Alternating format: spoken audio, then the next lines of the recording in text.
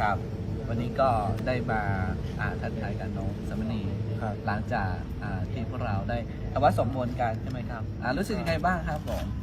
ในการทำวัดสวดมนต์วันนี้รู้สึกก็ดีครับได้เจริญจิตภาวนาในการทำวัดทุกวันทุกเช้า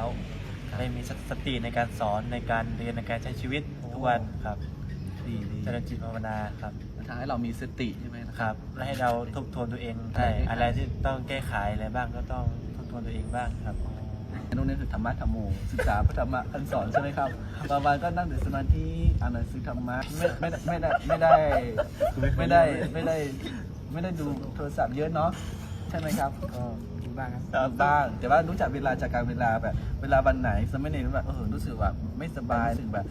ไม่มีสติสมัยนี้ก็จะไปนั่งสมาธิในห้องใช่ไหมครับอนุโมทนาบุญโอเคครับเราเป็นไงบ้างแล้วมีอะไรจะแนะนำแบบสำหรับคนที่แบบพบเจอกับปัญหาเราจะให้สติเขาอย่างไงครับ ครับในการใช้ชีวิตนั้นมันย่อมมีความ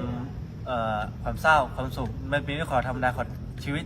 ก็เหมือนดิดวงอาทิตย์ขึ้นพระอาทิตย์ก็ขึ้นดีกว่าพระอาทิตย์ก็ตกเดี๋ยวมันก็มืดเดี๋ยวมันก็เช้ามันเป็นเรื่องธรรมดาของชีวิตนั่นแหละไม่มีนะครับชีวิตใช้ให้มีความสุขครับ ก็ถือว่าเป็นข้อคิดสำหรับน้องๆสามเณรนะครับว่าเขามีสติที่จะทบทวนตัวเองนะครับว่าสิ่งไหนที่ผิดพลาดแล้วก็จะมา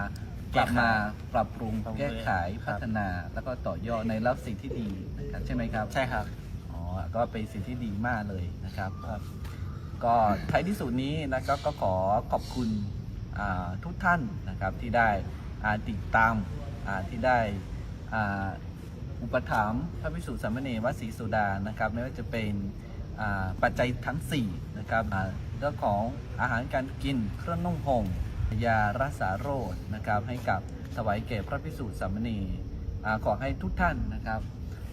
มีแต่ความสุขความเจริญขออ้างเอาคุณพระศรีรัตนตรัยมีคุณพระพุทธคุณพระธรรมคุณพระสงฆ์นะครับจงปกป้องคุ้มครองดูแลรักษาทุกท่านนะครับให้มีแต่ความสุขความเจริญทุกท่านนะครับ